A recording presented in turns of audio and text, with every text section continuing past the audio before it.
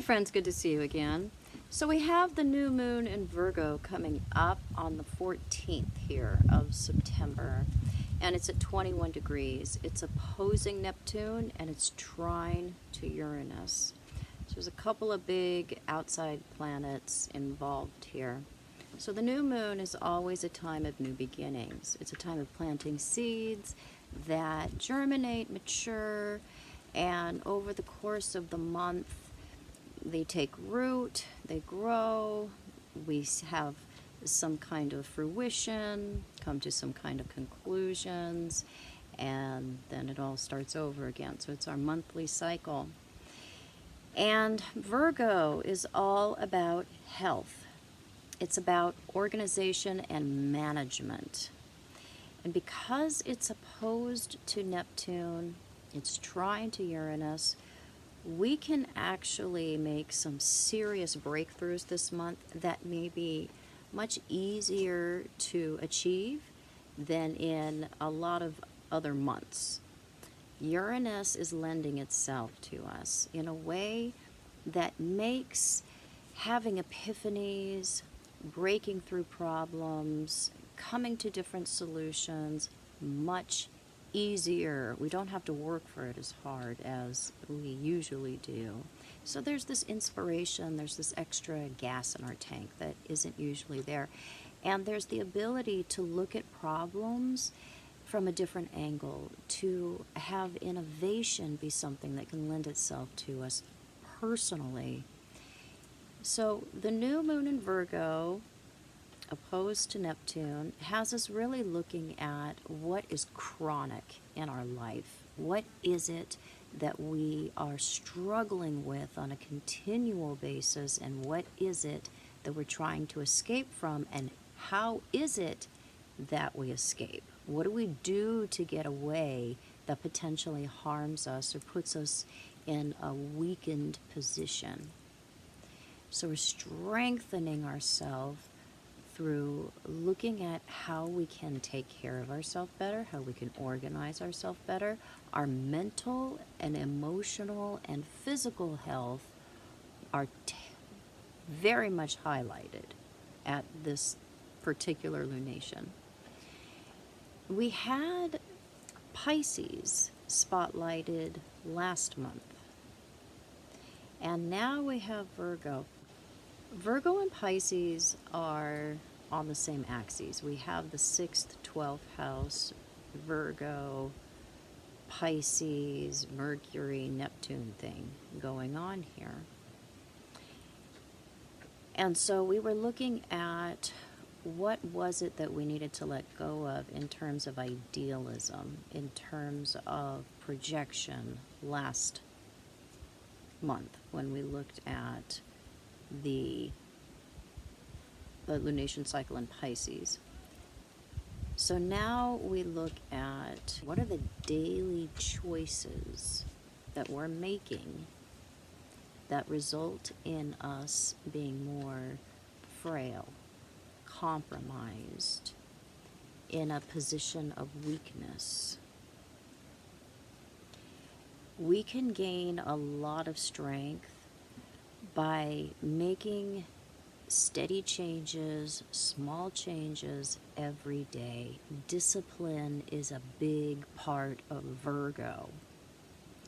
So we caught ourselves dreaming, escaping last month at the full moon.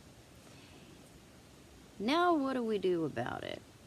Are we going to plant seeds that help us to be here now, that help us keep our feet on the ground because we are paying attention to what needs to be done, what needs to be addressed, what is important more on a daily basis?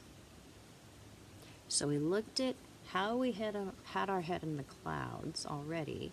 Now we look at how can we plant our feet firmly on the ground and keep them there. Because Virgo is about perfection through practice, through daily ritual. So we are planting new seeds of new rituals that we need to discipline ourselves well enough to keep going, to keep practicing on a daily basis. It is not the sexiest new moon in town, but it is important. It also has us looking at how can we reorganize our life, our mind, our daily life after we have seen how we've been abandoning ourselves, because we had the full moon in Pisces already, after we've seen how we have had fantasies or attractions or nurturing limerent thoughts. How is it that we've been out there, that we've been wishing, that we've been looking, and we've been missing what is here? So now we figure out how to be here, how to appreciate being here, and how to fill the void when we're letting go of something that we thought we always wanted. Because when something leaves our life, when we let go of something, generally we're going to need to replace that with something healthy, with something appropriate.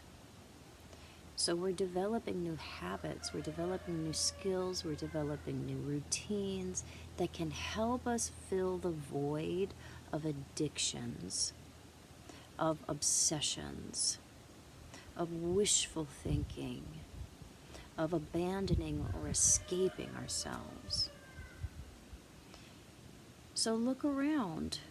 See what kind of seeds you can plant regarding how you can do better, how you can feel better, how you can feel a greater sense of personal pride, because you know that you are following healthy routines that are for you.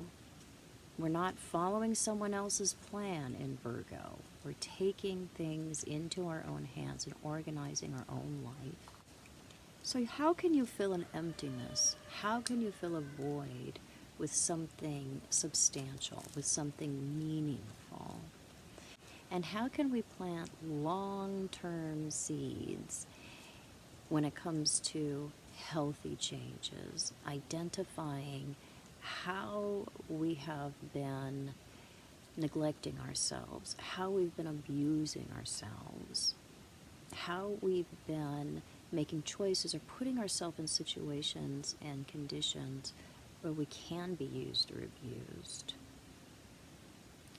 And how can we position ourselves to feel better, to feel happy, to feel satisfied? These are not scorpionic changes that we're talking about. Scorpio is of the 8th house, that is in conjunct to the ascendant, just as the 6th house of Mercury in conjunct to the ascendant. They both imply big changes, but we don't have the sweeping, cutting, deep changes that we generally associate with the 8th house in Scorpio. These are the changes that we practice every day. These are the changes that add up over the course of time. And I think that's why the changes in Virgo can be sometimes more difficult, because we have to stay on it. We have to be consistent. But it pays off. It pays off so well, because Virgo precedes Libra.